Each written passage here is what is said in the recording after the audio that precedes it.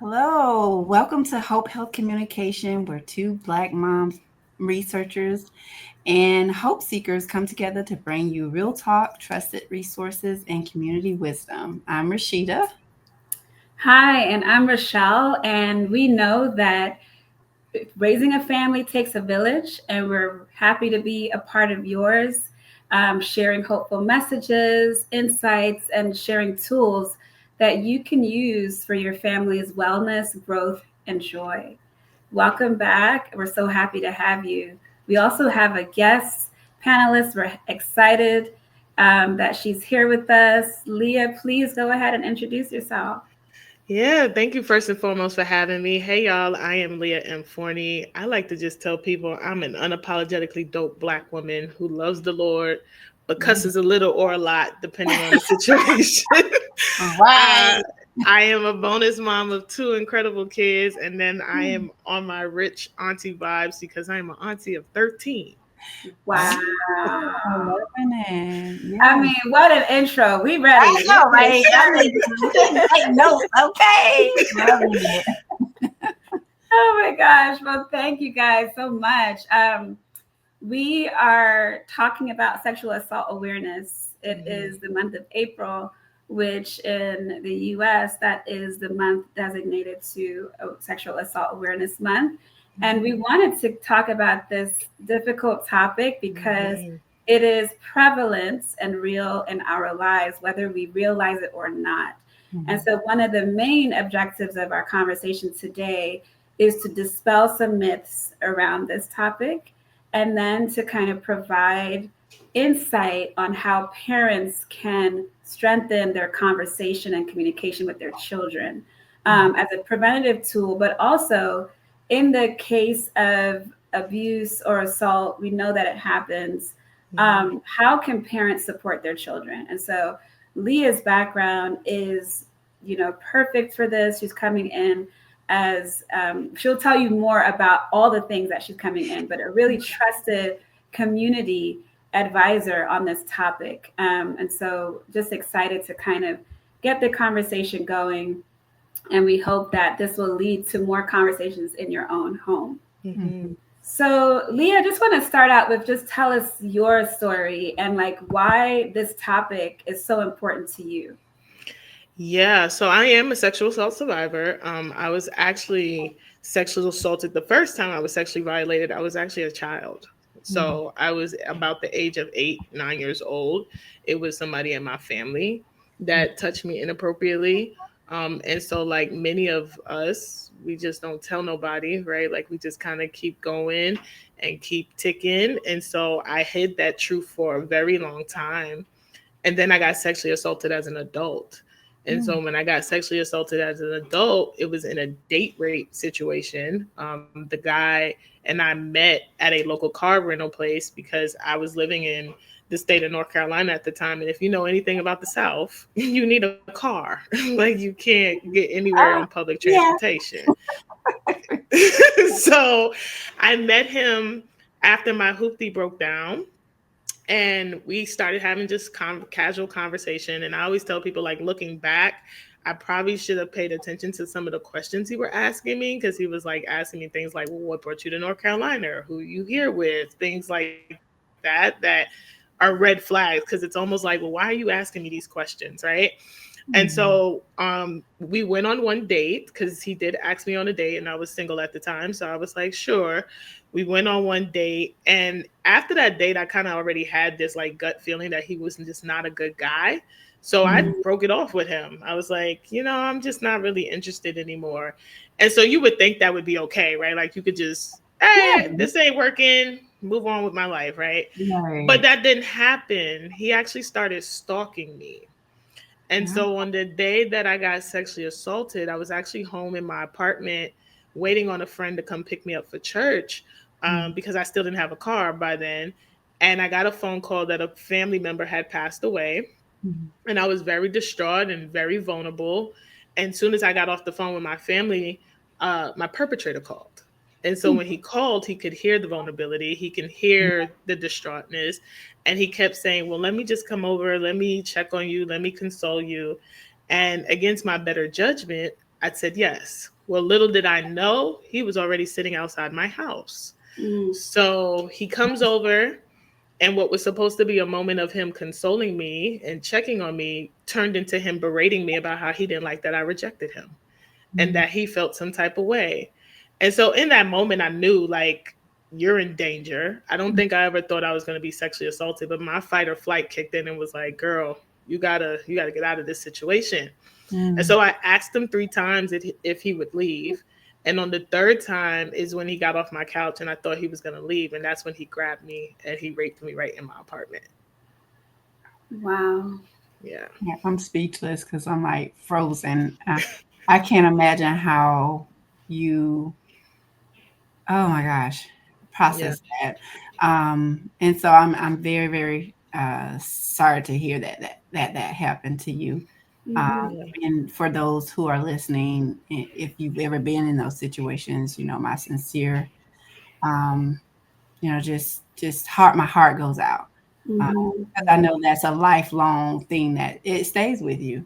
Like Oh, it's yeah. a moment that you never forget. And sometimes I think that there's like, let me just ask you, are there times or anything in particular that brings that back to your memory? I know some people may call it a trigger, but like, are there things that really kind of, just make it vivid and just make it feel like you are even in that situation, or it's like it happened yesterday type of thing, those emotions.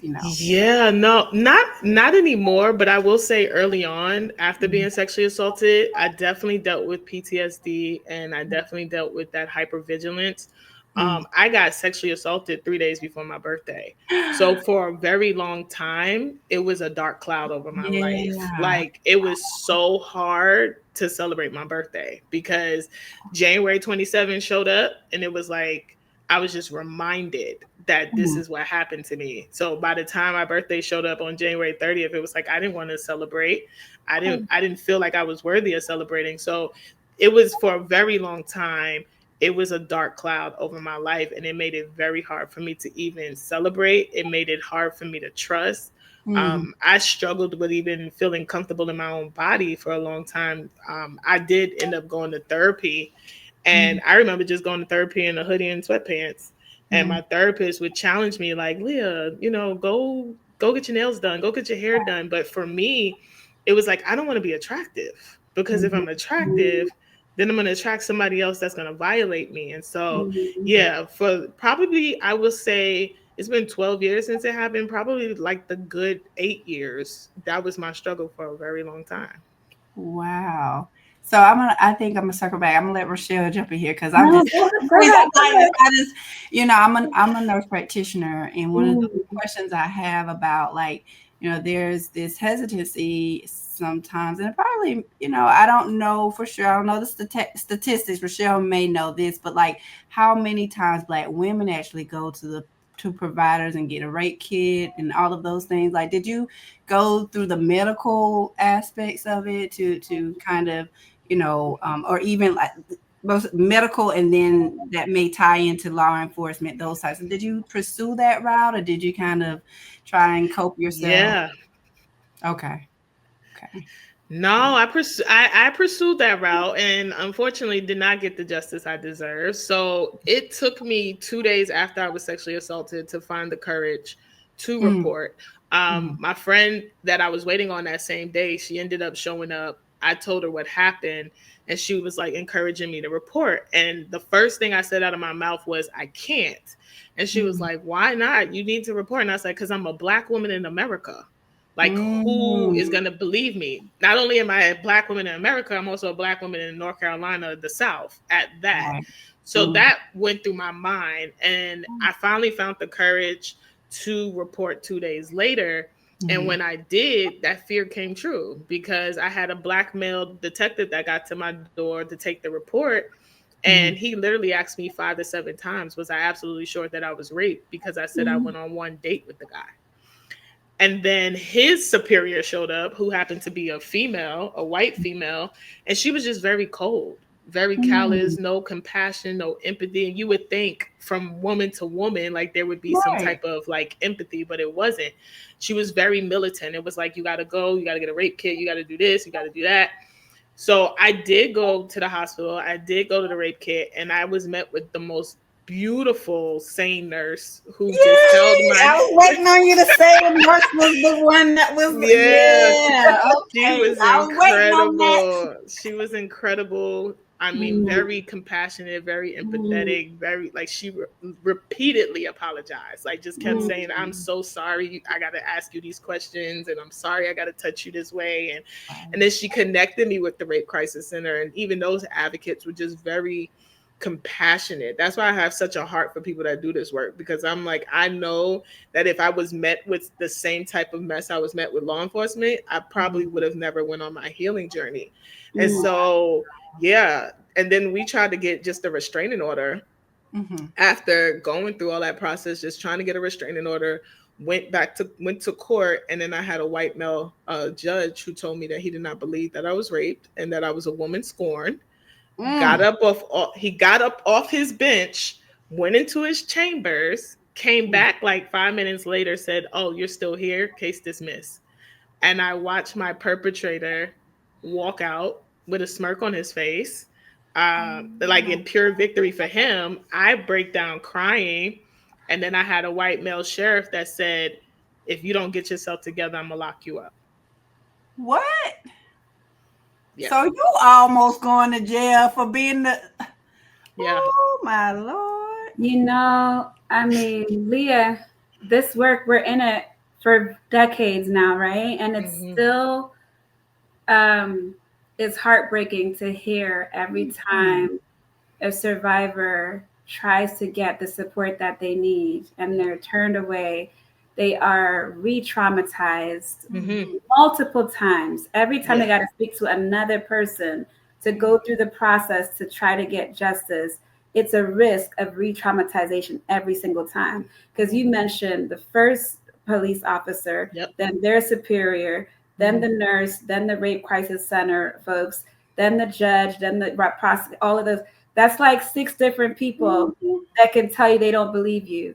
And yep. you mentioned only two, right? The Hmm. nurse and the rape crisis center advocates were the people that believed you and helped you. And at the end of the day, the judge still dismissed the case. I mean, talk Yep. about just dismissal in a way that is like devastation, and to watch your perpetrator walk out free Yeah. and just not scathed. And it's Yeah. like, one, I just want to thank you for your bravery and your commitment to this work, because Hmm. going through it yourself does not mean you need to be anybody's advocate Yeah. or campaign, like you don't have to be so outspoken and available to share your story so many times. I know this work requires, Yeah. folks to talk about it. And I thank you for that. I truly, truly do. We don't take it for granted. We know that it doesn't make it easier, right? Hmm. Um, and to know that some statistics suggest that for every Black woman that reports to a police officer, at least 15 Black women do not Don't. report. Yeah. Yep. And Yeah. so there's 15 other women out there. For your story, there was 15 more that never talked about Didn't it, see it. never Yeah. reported it, Mm-hmm. right? Yeah. So you think about, when we look at the rape statistics, we have to remember that it is grossly underreported, Yeah. Hmm. because we cannot track when people do not discuss and disclose. Mm-hmm. That's why we say it's pervasive and it's prevalent, because the statistics tell us something like 1 in 3 women, and for Black women, we know that it's more. Mm-hmm. By the age of 18, over, Hmm. something like over 40% of Black women would have experienced some form of sexual trauma.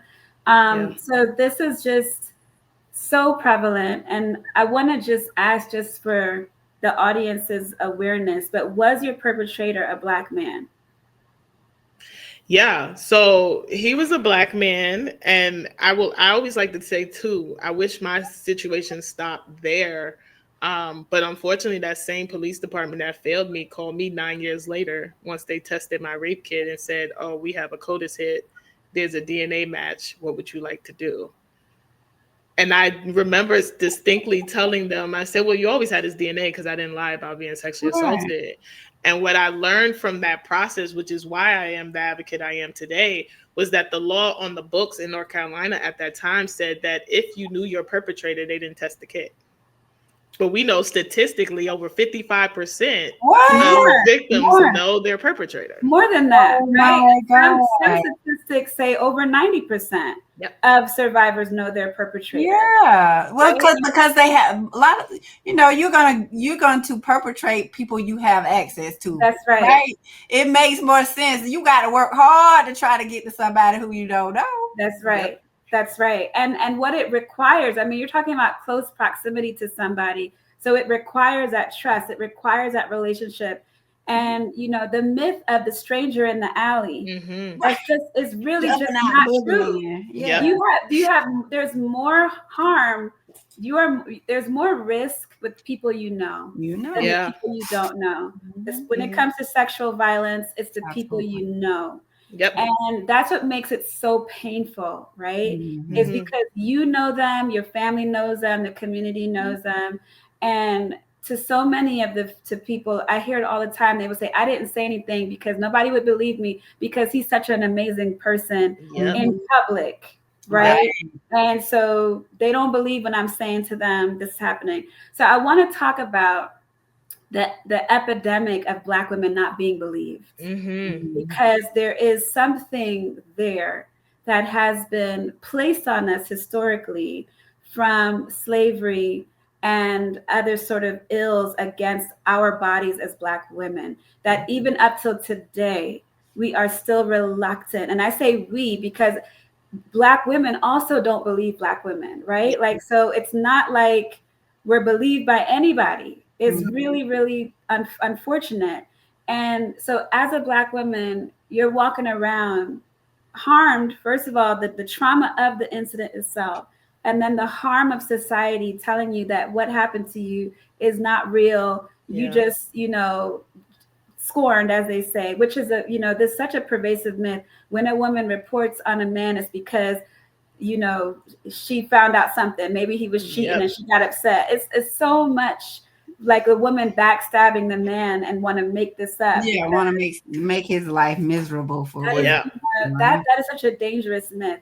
But can you tell us what it's like of just not being believed and having to walk through life as somebody that is seen as a liar when it comes to your own trauma? It's heavy. It's a heavy weight to carry, because not only not being believed, but then also being looked at as less credible, right? Because I am a Black woman, right? So it had to be my fault, which is probably one of the reasons why, honestly, I can't stand prevention conversations, right? Because I always say that we have these conversations with the wrong people. You should be talking prevention with perpetrators. You shouldn't be talking prevention with victims and survivors, because what you're saying to us is that we can actually do something to prevent sexual violence from happening. And there's nothing we can do. Like, I could just be walking down the street minding my business, but if there's a perpetrator in sight, they're going to do what they do because they're a perpetrator. So it's very heavy to be a Black woman and feel like you're less credible. I think also not just the silencing, but then also shaming us, right? When we do find the courage to say, this happened to me, right? To your point, Rochelle, like getting that whole, well, what did you do? And where was you at? And now you're being blamed and you're getting 21 questions instead of simply just saying, I'm sorry that happened to you. I always think about when Cassie came forward about Diddy. How people tore her down until the footage showed up.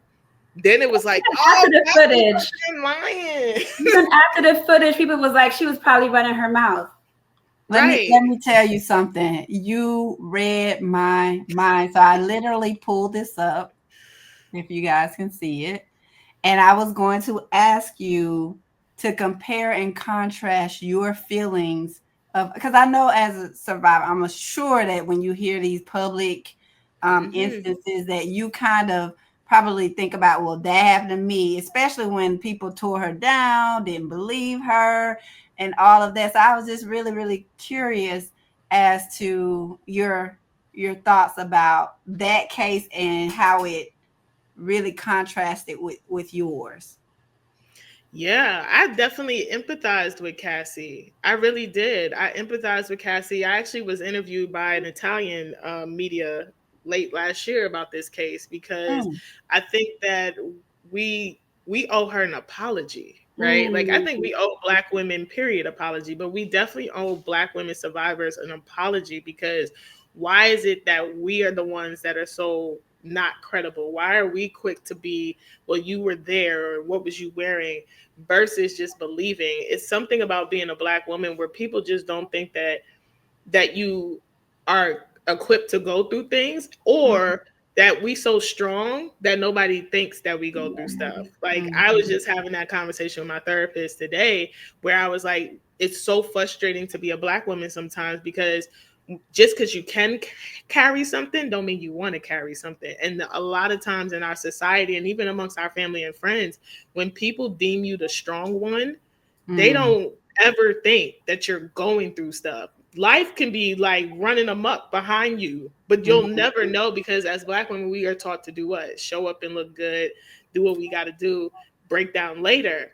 And so I think in cases like Cassie and even mine's, that's what's so hard about being a Black woman is because people look at you and it's like, well, I could never believe that Leah went through that because it's Leah. Like she carries that. And it's like, what does that mean? And so, yeah. I mean, so there is the reasons why we're not believed are built into culture over time, right? And the mhm, societal, the views of us as, like you said, as strong. But at the, this the other side of being strong is that you're not human, Yep. mm. right? Yes. Right? Yes. So this idea that, and it's so subconscious and it's so subtle.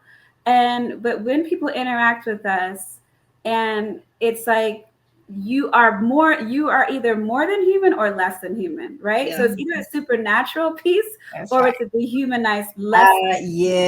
Yep. Yes. And so when you are a survivor, you're seen as less than. You're Hmm. not seen as someone to be protected. You're not seen as someone to be believed or helped or assisted. And I mean, I know you're committed to fighting these messages. I know I am. I know Rasheeta is. That the truth is that we are human like anybody else, and we Yeah. deserve to be protected and fought for and believed. And it's very it is killing us slowly.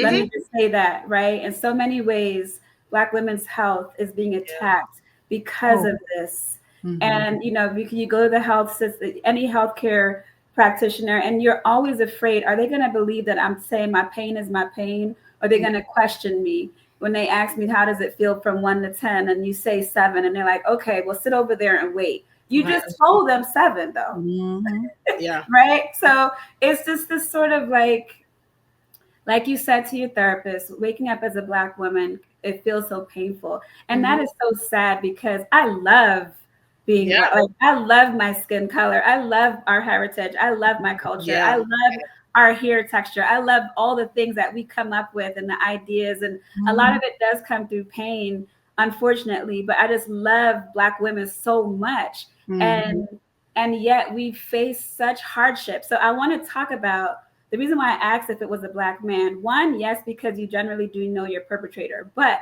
the other piece is that Black women have an expectation put on us to protect Hmm. our men Yep. mhm. by any means necessary, even if it means we lay down flat and sacrifice ourselves. Yeah. And Hmm. we know where that comes from, where the attack on our men through systematic and structural injustice, right?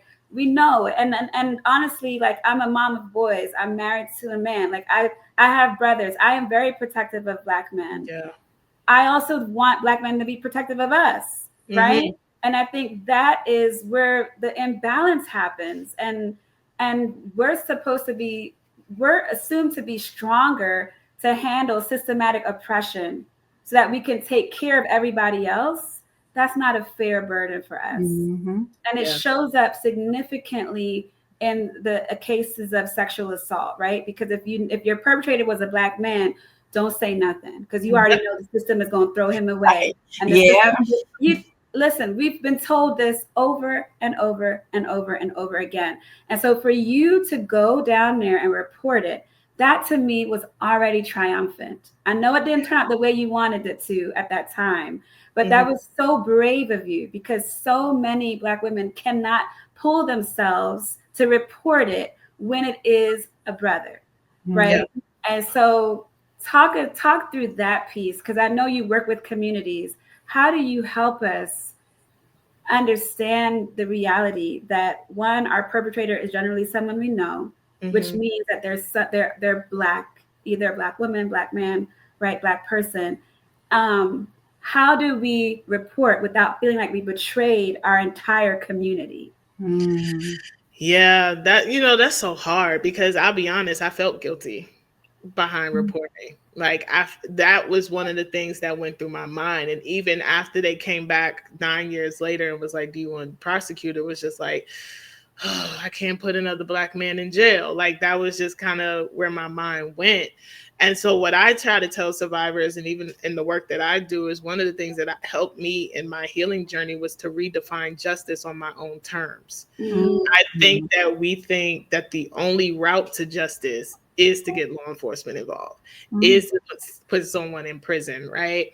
And so what I had to learn is that I get to redefine justice as I heal. And so for me, it wasn't enough for another Black man to be in prison, a family to be torn apart, kids to be without a father, because I lived that life. So it wasn't enough for that for me, because for me, it was like, what was that going to do? Like, how was that going to make me feel better, right? And so redefining justice is all about what is going to bring you closure, right? How are you going to be able to make peace with what happened and be able to move forward? And so that's what really led to me getting into advocacy and being an activist and doing the workshops and the trainings and speaking, because that was what was going to bring Leah closure. It literally was about taking the ownership off of that person and taking my power back and saying, what do I need to do so that I'm okay? And I think once we start to have that conversation, I think we'll start to see more survivors begin to heal, because I think there's so much pressure around there's only one way to justice. No, what does justice look like for you? What does closure look like for you? What does healing look like for you? You define it. Because like I did a cultural sensitivity training in West Virginia last week, and I literally said, most Black and brown people ain't going to the cops. Nope. So like, to get law enforcement involved, you're wasting your time, because again, we don't trust you. And like I always say to people that want to work with people that look like us, is that you have to understand that you're a representation of the system. So it's not personal when they say they don't close to you, right? You don't look like them. And for many of us, when we see people that look like us, there's a safety that we feel. Like, it's like, oh, I could lay my hair down, right? I could just, like, this Rochelle and Rasheeta, we about to, chop it up. Right.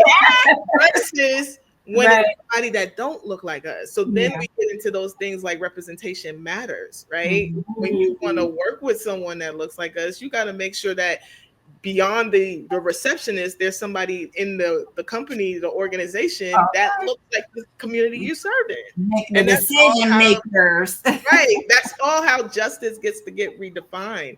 So I think that's what it was. It was like, I was guilty. I felt guilty, but then I had to take that power back and be like, what is it going to look like for you to heal? That's amazing. Amazing. That was powerful. So powerful. And I'm so glad that you have the strength to give you this, to make this your life practice, to share this with communities, because we're not learning this, outside of the trainings and platforms that you do. And we need so much more of it. And I think that's one of the reasons why, Rasheeta and I started this podcast, is to be able to disseminate this sort of information to as many people as we can. Because what you just said about redefining justice is so powerful. Because even when the law enforcement looks like you, you said it. I'm not right.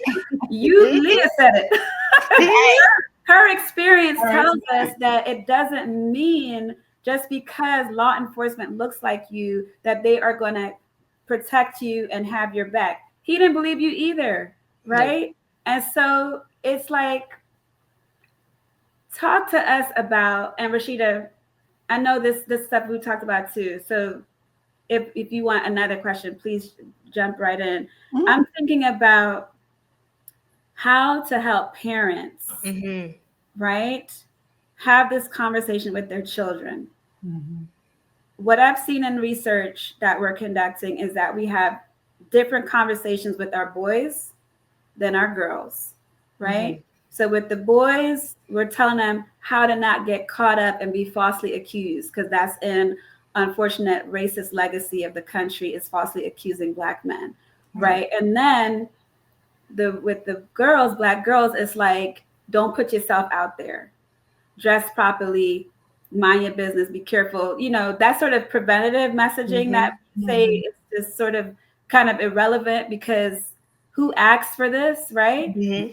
What should parents be telling their children when it comes to just this topic, and how do you navigate this with your own children? Yeah, so I think two things. The first thing is we actually need a response to sexual violence. I think in the Black and brown communities, we don't have a response. The response is just to blame. Like, well, where were you at? What was you doing? What did you wear? Why was you like, what is the coordinated response that we should be having towards sexual assault? Mm-hmm. I think the other piece is we now have to humanize it, right? Because statistics will teach us whatever statistics, but when it's something about when you have lived experience. So I Yep. think for me as a mom to my 10 and 11-year-old, and then as an aunt to my 13, right? Like I humanize the conversation. Like I don't lead with the facts and the statistics. I lead with my lived experience, right? Mm. Because I think oftentimes, and I was guilty of it as a child, I put mom and dad on a pedestal. They were superheroes in my mind, right? So they couldn't do no wrong. They were incredible. That's how I framed them. And so sometimes that type of thinking distorts the reality. And so as parents, we got to humanize the conversation.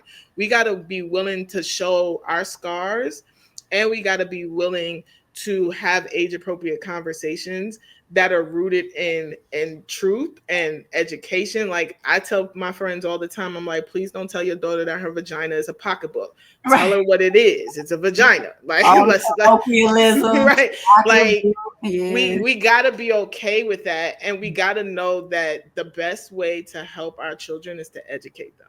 Like the more education we give them, the more that we humanize this thing, the less scary it becomes. It's only scary to our kids because they got to learn this from their friends. And so what I tell people all the time, who do you want them to learn it from? That's You right. or their friends? Because they're going to go on TikTok. They're going to go look at the reels. They're going to be on YouTube. They're going to be playing Roblox. They're going to be doing all these things where they're going to get this information.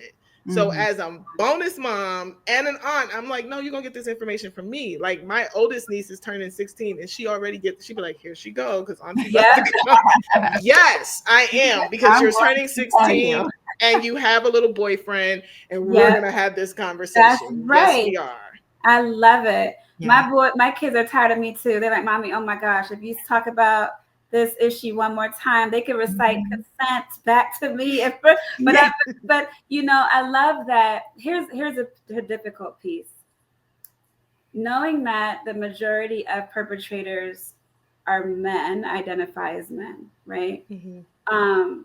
Being a mom of boys, I don't just talk about the fear of false accusation, but I also talk about why perpetrators become perpetrators, right? Because your perpetrator is not the scary, mentally ill man walking down the street. Yeah. It's the man at church. It's the dad at the PTA, like it's the coach. Meaning that it's the everyday man, human being, even women, right? That is abusing their power in that instance to take from somebody else what is not theirs. They're making a decision to take something and to violate. But there's no derangement. I know there's the myth of the deranged perpetrator, right? And maybe on some level there is some sort of psychological damage in folks, and a lot of times they also have history of their own abuse.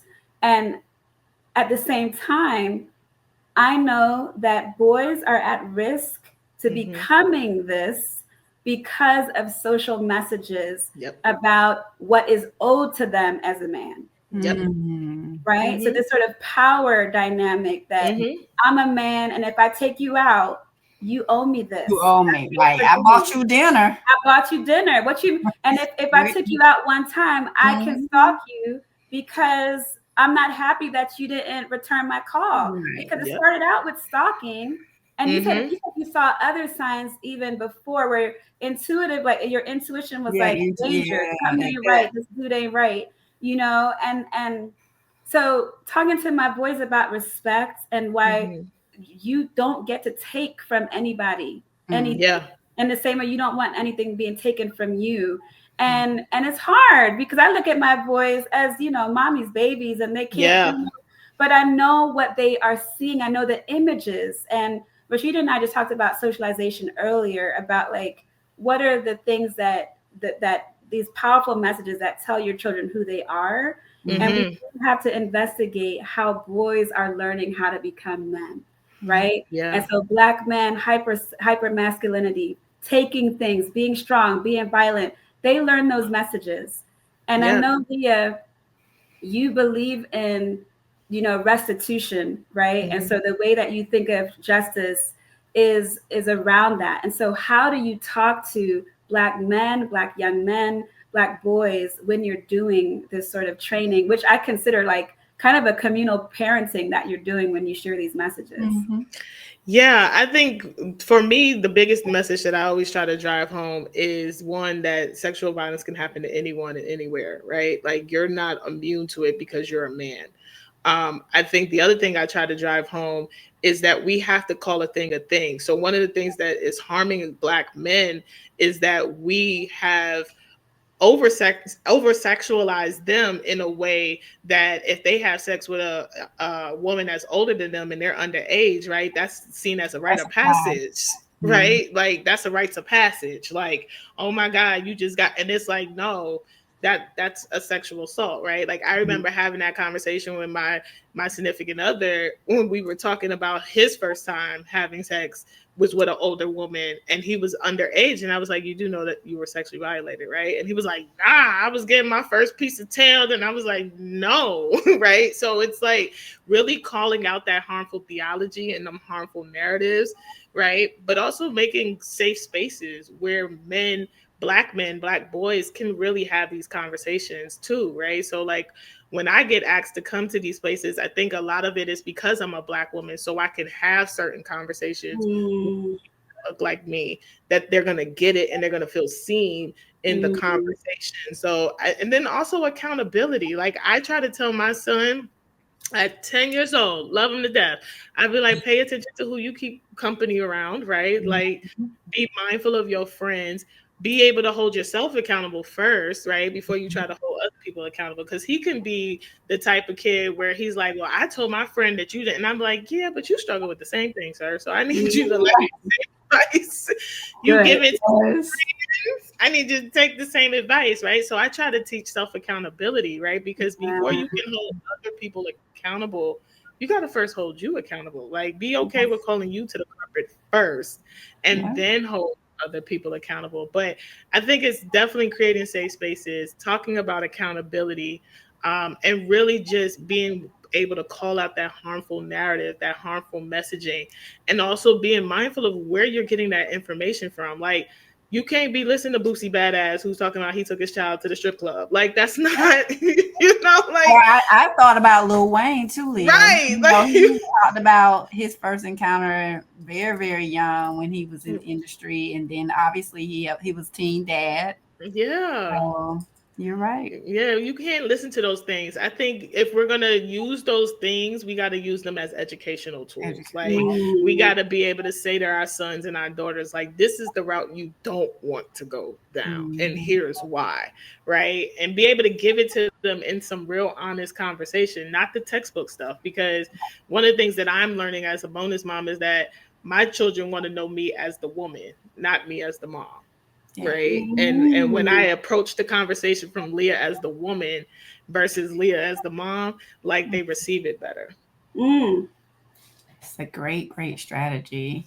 No, that's just powerful. Just the exchange about this topic is just wow. I'm just taking it in myself because I don't, I haven't. I'm dabbling into conversations around this. My son's 10 too. Mm-hmm. And so I'm learning that he's starting to get a little bit more curious and starting to, say little Yep. things that he hears that have some sexual connotation. And so Mm-hmm. I'm like, okay, we got to start really talking about these things with you. And like you said, in a way that humanizes it. I'm not preaching to him, like Yeah. having a true conversation. So thank you for that because I'm taking notes as well. Yeah, Yeah. 100%. So, Rochelle, did you have additional? Because I don't want to take over too much or hear No, please, please. I questions. mean, I think it's anything that you're thinking, go ahead. I mean, we can talk about the role of the church. I know that's a piece, Oof. but that might be a whole separate That's a episode. whole segment. I'm sure, Leah, you like woo. Listen, I sat on a panel with some pastors about a month ago, and I was like, "Y'all really Ooh. want to have this We conversation?" need to, we need to, we need to. Um, I think I love the role that you're playing in the house and in the community, Yeah. dispelling these harmful beliefs and just hopefully it will help us to believe the next person. Unfortunately, it happens more often than we want it to. And what are we talked a little bit about the challenges, right, in supporting survivors. But if you could tell us like the main things that families need to know and do to support the Mm-hmm. child or the person who discloses, because people still disclose, and maybe you could tell us a little bit about when you disclose to your family and what that was Yeah. like, and then what you think are good healthy practices. Yeah, so it's so funny because I did not disclose until right before I was releasing my first book. So I actually wrote a book about my sexual assault. It actually came out 8 years ago today. So Happy pull it anniversary. up so we can Yes. yeah, so I wrote a book called Unapologetically Me, living, owning, and walking in my truth. And I talked about what happened to me in that book. And so right before I was getting ready to release it, I was like, you probably should sit down and tell people like what happened to you before Mm, they read it in the book. So that was when I really first disclosed. And my family was actually very receptive. They were a little upset with me because they were like, why you didn't call us and tell us in the Right. moment? But then as I took the time to educate them about just it takes a lot for a survivor to really disclose, to really mm, muster up the courage to share and to tell somebody what happened. So once I did that little education piece, they kind of understood it. It actually opened up the conversation because then I found out like my grandmother was a victim of child sexual abuse, Mhm. and so she could understand what I had experienced because of her own experience at such a young age. So Mhm. I think for what I would tell parents is first and foremost, create a safe space for your child. Like, be willing, like, don't be the parent that says you can talk to me about anything and everything, but then when they get ready to talk to you about anything and everything, you don't want to hear it. Like, Right. if that's the case, like, really, like, create a safe space. Let your child find the courage to really talk about it.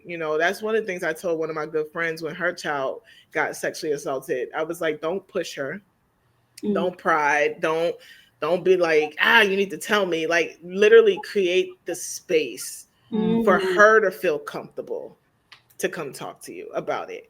And then when she does, like, just listen. I Mm. think sometimes, especially in our community, we feel like we got to have a response for everything. Right. I think mm. about when we think about when somebody passes away, right? Like, it's always something we got to say. Like, Jesus wanted them better. Like, sometimes the Mm. response is just no response. Like, sit, Mm. be present, and let them unburden themselves, right? You can do more with just being present for someone than you can ever do with words, right? Mm, I think also just letting them know, hey, I'm here to support you in whatever that looks like. I'm very big on, and I teach this all the time about respecting survivor autonomy. People are going to make choices whether you agree with them or not. You know, when I was in grad school getting my master's, my professor used to always say, is your client's life anyway? Like, people know where they ultimately want to end up, right? Like, they know what healing looks like. They know what justice looks like. Your job sometimes is to get in the passenger seat, put them in the driver's seat, and let them lead, right? And just don't be that passenger seat driver that likes to turn the radio dial. Like, just sit there and be quiet, you And know? that is so And tell you real. how to drive from the passenger seat. Oh yeah, Right. you talk about those. And that I've heard that so many times, Leah, from survivors, where it's like they don't tell their parents until they're older, Yeah. because they didn't want their parents to tell them how to handle the situation, and because they were underage, they knew their parents would take over. Yep. And they didn't want that, and so they just withheld the information, withheld Take over or go to jail. right. Yeah. I mean, and you actually, I've had survivors say, I didn't want my father to go react, and then now I got to deal with him in prison, and then I got to deal with this. So it's like, it becomes about their reaction, not their support. Yep. And it really is like teaching parents, caregivers, elders how to support. And that autonomy is so hard when we come from a society that expects the older person to have the answers of what to do. And it's such a, I don't know what it feels like to have my child be abused in this way, right? But I've walked with parents who do, and I've held their hands, and I've seen the helplessness the helplessness wanting to react, to kind of reclaim power, but it ends up at the expense of the child who's a survivor, right? And so that autonomy is so difficult, especially when it's a child. But that's really important, that we, something that we have to kind of teach and share with people, that this is in the best interest of the person, for their well-being, for their journey to recover and to feel whole. Because I mean, it comes, even you said like you didn't want to be in your own body. I can't tell you how many times I remember a case where the survivor didn't want to show her eyes anymore, so she would wear glasses, big glasses, like what we're wearing, right? Yeah. Because she said, the perpetrator said, "Oh, you have such beautiful eyes." And so she hid her eye, because I mean, like as much as she could hide it, right? But she would cover everything, just like you said, like, so talk about those signs, because I think sometimes we don't know how to pick up that somebody has been through something traumatic in their behaviors. Were there any signs that you were showing that people could have picked up on? Oh, absolutely. The fact that I wore the same hoodie and sweatpants every single day. The fact that I was easily startled. Like, I tell people all the time, like, if I don't see you and you're like behind me, please announce yourself, because if you walk up on me, my body still reacts as if it was in that moment. So like, I'm like, please announce yourself. Don't just walk up on me. Like, I'm not that, because then I'm gonna react. I think the fact that I even went through hypersexuality, which is a piece that we don't talk about when we think about survivors, right? I went through an experience where I found myself gravitating towards sex after my violation. And I remember talking to my therapist at the Rape Crisis Center, and I was like, why is this happening? Like, why do I find myself wanting sex more when I just got raped? And she was like, because you're trying to reconnect with your body. You're trying to regain control, right? Because somebody took something from you. So the fact that I was partying a lot more, right? Drinking a lot more. Those were so many signs that I think a lot of people in my life didn't pay attention to, because again, that strong woman narrative, like, Leah gonna be all right, and it was like, but I wasn't. Like, I was literally drowning in my own stuff, right? Because even though I was going to the Rape Crisis Center, I was getting help, right? Let's be honest, my therapist, and she was incredible, love her to this day, she was an incredibly culturally sensitive white woman, right? But even with that, I still didn't feel 100% like I could be Leah, right? And so there was still barriers there that kept me from fully showing up in the therapy room, because it was just like,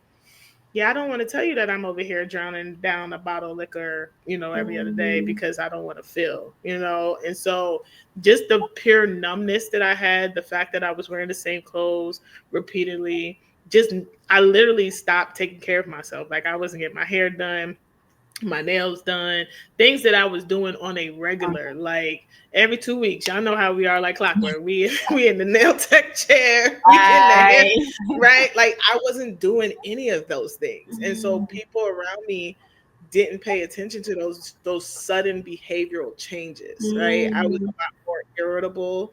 Mm, There was a time where like my perpetrator, I knew exactly where he worked at because it was the car dealership that I went that I literally wanted to go stab him while he was at work. Like all of those moments that I don't think a lot of people picked up on because again, I was Leah who was raised in the church.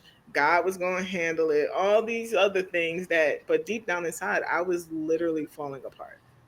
and like when you mentioned the hypersexuality, and I agree that I don't think we speak about that a lot or enough, and I definitely respect you mentioning that, and also just wanting to know a little bit more to the degree that you're comfortable, of course.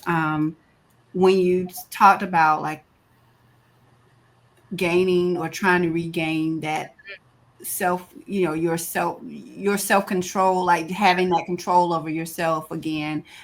So in those moments, do you feel like it was purely about that? Was there no real connection with the partners? It was really about you in those moments. Do I just wanted to Yeah, ask that. there definitely wasn't no connection. A lot of them were, one night stands. How the hypersexuality piece actually even came out in therapy was when the book Addicted by Zane turned into a film.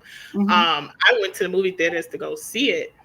And I sat in that movie theater and I was the most uncomfortable I have ever been in my life. Like I was squirming in my seat. I was like, this is so uncomfortable. I don't like what's Mm-hmm. happening in my body. What in the world is going on? And Hmm. as I continued to watch that movie, and it came out later in the movie that the main character, was sexually assaulted, it Hmm. was like, oh, that's what I'm feeling, right? And so Hmm. I went back to my therapist and I told her what happened. And she was like, yeah, she was like, when it comes to survivors of sexual violence, they're either going to run to sex or they're going to run away from it. Away from it. Yep. Right. That's it. That's the dichotomy that you're dealing with. And so she was like, so it makes absolute sense why you're running to it because you feel like someone took something from you, they took control over you, and now Hmm. you want to get it back. And so the only way you feel like you can get it back is by having sex. Hmm. So that's really how it came out because I was like, why am I so uncomfortable watching this movie? But it was because that was my life because I found myself just having these sexual encounters with people that I didn't even care about. Like, didn't even remember their names, honestly. But it was because I was trying to reconnect with my body. Do you remember the moment when you were able to feel as if you regained that control and you were finally able to have that level of intimacy with someone you actually did care about? Whew, that took some years. I would probably say 6 to 7 years post rape was Mm, probably the moment that I felt like I could be intimate mm, and not feel tensed up because a lot of the encounters prior to that, every time I had sex with someone, it was like my body would just be reminded and it would lock up. So it was mm, hard to enjoy my sex life. But it was about 6 or 7 years, and it was with a guy that I was engaged to be married to before he passed away. But Mm. it was one of those moments where I felt like he created such a safe space for me yeah. and like truly like saw me and loved me the way that I needed to be loved. So it Mhm. made it easier, but it was some years before I got to that place. Wow. I'm glad we had a chance to talk about it. I don't know if that I've heard a lot of people really feel comfortable enough to talk about it, but really diving into like how do you reconnect to Mm. intimacy, after having those traumatic events, like and what may be the process of doing that. And that probably Mhm. is an individual journey, right? It probably Oh, is absolutely. different for everyone, right? Yeah, it's definitely an individual journey. It takes time. It's 12 years post, and I probably still have parts of me that still are navigating intimacy and really, but it's for us, it's really about trust. Like Mhm. trust, safety, and security are big for survivors. And so one of the things I always tell people, it takes a very strong person to be in a relationship with someone who's been violated to that degree. Mhm. Because the work that it takes for us to trust you and to feel safe with you and to feel secure with you, it takes a whole lot of work than an average person who could probably build trust with anybody who hasn't been violated, because it was our trust that was broken that Yeah. led to the violation. So it's a Mhm. whole lot of work that someone has to go through. But I always tell people, if you're willing to do that and jump through those hoops, then listen, you might have the right one, because Right. it's a lot. Mm. Amazing. And it does give so much hope, right? Like there is wellness on the other side Yeah. of. I want to before we go to that though, I thought about the first incident that you mentioned as a child. Yeah. When did you realize you were violated? Because I know a lot of times Mhm. you don't realize it until something else triggers it, and it's like, wait Mhm. a minute, I've been here before. Mm. And so, what was that process like? Thinking about what happened to you as a child. Yeah, I didn't even realize it till I was an adult going through therapy for the adult sexual violation. Like Mhm. just thinking about and kind of going back down when abuse first showed up in my family with my therapist, and realizing like, oh, I was being touched at like as early as 9. And then again when I became a teenager, because now I got my figure, right? And the body Mhm. didn't feel down and puberty didn't hit. And so just starting going through therapy and realizing like, oh, that's why the older men in my neighborhood were like all of a sudden really attracted to me and things like that. But it took me to go through sexual violation as an adult and get into therapy. Mhm. That's when I started to unpack those other things, because prior to that I just tucked it down. It was like Mhm. nobody cares, and so I might as well just keep on going. And so it was going through it, unfortunately, again as an adult, that was the catalyst for me to really unpack everything that I had went through. Mm. And did you share that with your parents once you realized, what had happened? Yeah, I shared it with my mom. So both my parents actually didn't raise me. My mom was an addict, my dad was an addict. Both of them were in and out of prison. So I was raised by my maternal family. And Mm. when me and my mom finally had an opportunity to have a conversation, is also when I learned that she was a victim of child sexual abuse. And so Mhm. I remember having that conversation because I really wanted to understand like her story and Mhm. what led to her addiction and why she struggled with drug addiction so long. And it Mhm. was because she was violated as a young girl. And I remember telling her, and I was like, well, I was violated too, mom. And she broke down crying, and she was like, Mhm. I just always wanted to protect my girls. And Mhm. I said, well, mommy, who protected you? Mhm. Right? Mhm. Like, it's hard to give something that you never got. Mercy. Right? And so it was that moment of just realizing that me and my mom were probably more alike than anything, Yeah. which helped kind of strengthen our mother daughter relationship. Because of her addiction, I was just like, I don't want to deal with that woman. But Mhm. humanizing, right? And learning my mother as the woman Yes. and not the mom, and hearing her story was the thing that made me be like, wow, like we have so much in common. Wow. Wow. So your maternal family raised you. Yeah. Do Mhm. you feel like there were risks involved, like when you weren't protected as a child? Can you talk to us a little bit about like what what that the sort of environment and what made you feel like you may have been at risk? Oh yeah, absolutely. So I always tell people I have an ACEs score. I grew Right. up in a very toxic, dysfunctional environment. So I saw a lot of domestic violence at a young age, a lot Mhm. of drug use at a young age. My grandfather, he was abusing drugs.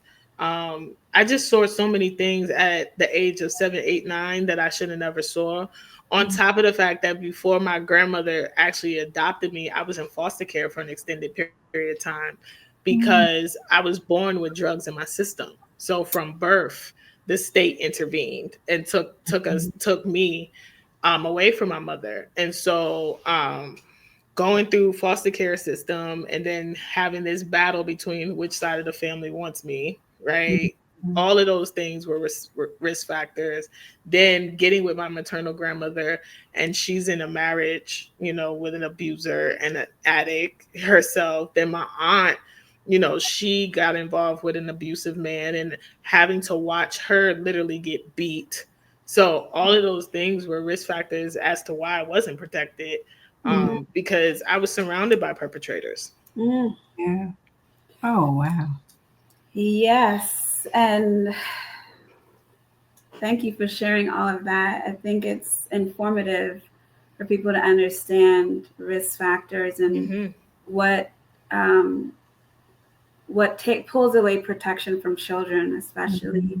And I mean, I think just connecting the dots to why you weren't able to trust your own Yeah. instincts when it came Mhm. to the perpetrator as an adult. Hmm. You did not have that built into you as a child, with all the things that you were exposed to. Yeah.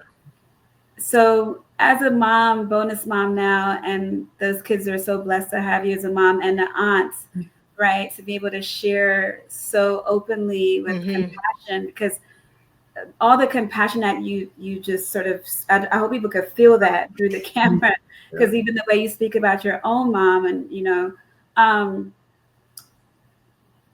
thoughts about bringing hope to something that feels so devastating. Mm. What is the process? How do we support and help each other? Because so many survivors do not disclose, and they don't have to. I do think that's important to also mention that healing does not necessarily require Yeah. disclosure, right? And so um, people don't have to out themselves as a survivor. That's their own business. But what does it take to get to the other side, to be healed and to move into that space where you can feel hopeful again? Yeah, I think what brings hope for a lot of survivors that I've connected with is when I disclose and I identify as one, right? Because it's something about, Mhm. seeing yourself in somebody else, right? So usually, especially when I'm in college campuses or something, having these conversations, I usually share my sexual assault story Mhm. to humanize it for them, right? Because it's something about when someone hears, like, I've gone through this, they can identify, and then they're like, oh, me too. And now they feel like, oh, this is going to be a safe space to really talk about it. So I think that helps. I think also just having support, like really having support, having community, knowing that you don't have to go through this journey by yourself is Mhm. so key, because so many survivors, like I've had survivors come up to me after a speaking engagement and be like, you are telling my story, this happened to me. And then when I ask, like, how are you navigating, it's like, oh, I'm by myself because I don't have support.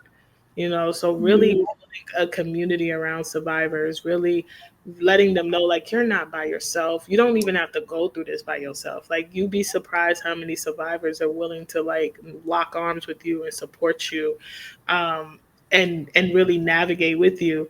And then also just letting people know, like, define justice on your own terms, define mm, healing on your own terms. Like, don't let nobody tell you there's a right or wrong way to heal or to mm, justice. Like, it literally looks different for everybody, and you got to define that. Long as you're at peace with your decision, then Mhm. you're good. Like, people have asked me that, like, well, when they called you the second time, why didn't you go ahead and go to court? And because again, what was that going to do for me? For mm, you. Like, you failed me the first time, so now you Mhm. want me to go through this again so you can Right. fail me a second time? No, I'll pass, right?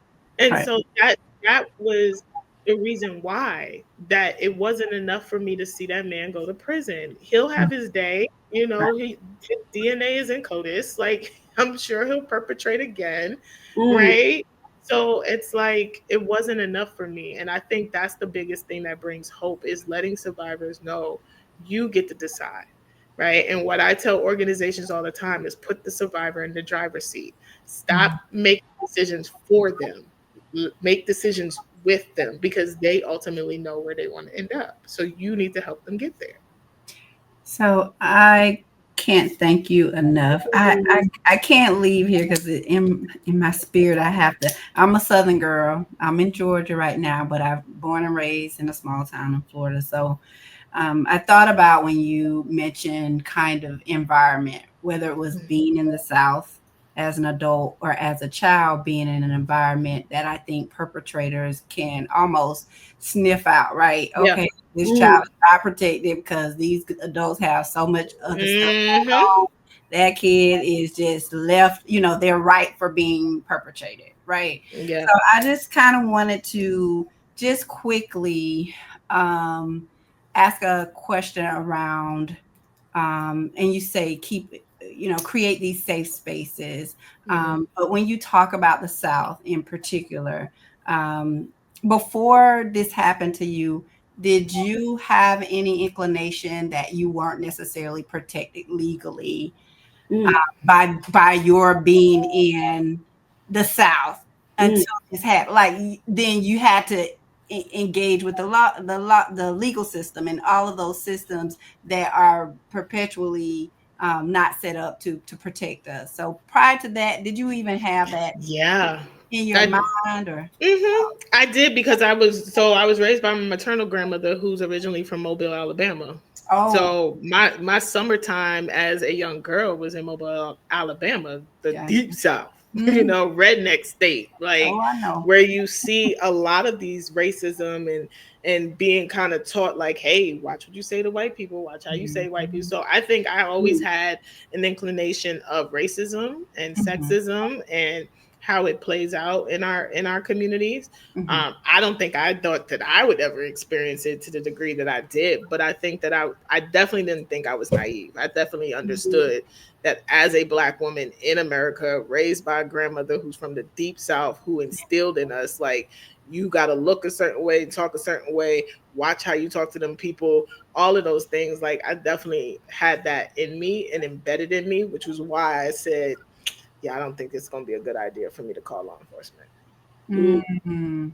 Thank you for that. mm. Yeah. Yeah, I want to ask it. How can people get in touch with you? Do you have any social media handles? Anything you want? Yeah, I'm Leah M. Forney everywhere on social Okay. media. Leah M. Forney. I have my own website, leahmforney.com.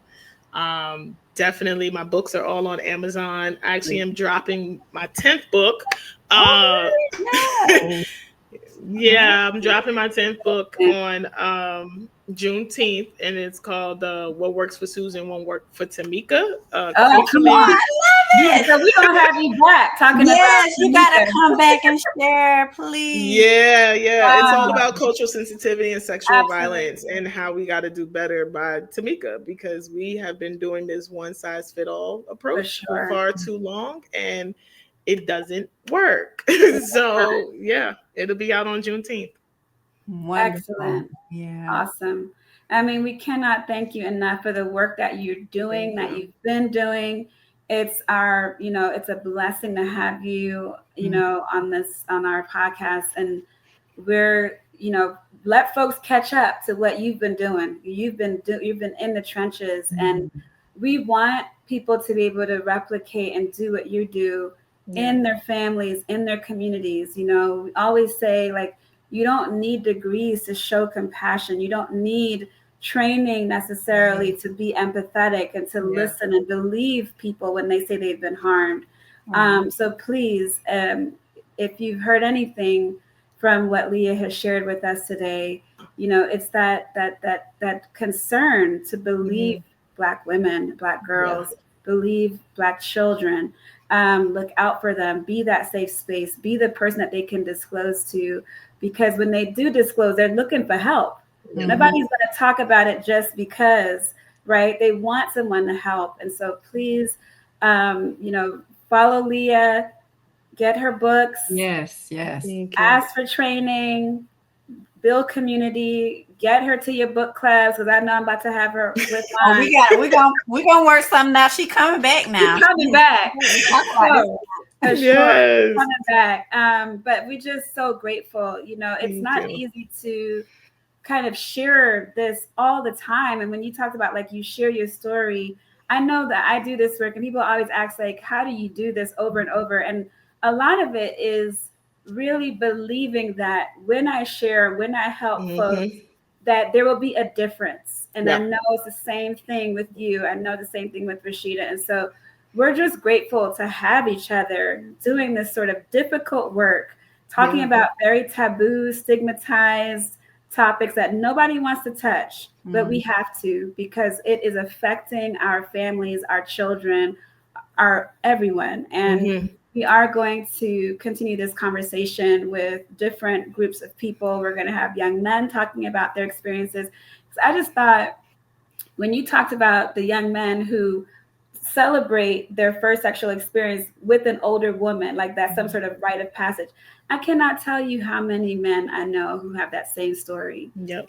And I look at them and I'm like, you know, that wasn't healthy, right? You know, and a part of them knows it, but Yeah. because they celebrate it, Mm-hmm. they ignore that inner voice that's like, that wasn't the best way to learn It this. wasn't the best experience a lot of It time, and wasn't the older best men are experience. paying sometimes for prostitutes to do this. Like, I mean, it's crazy. So we definitely will touch on that. But Leah, is there a final thought you want to leave with the Yes. audience?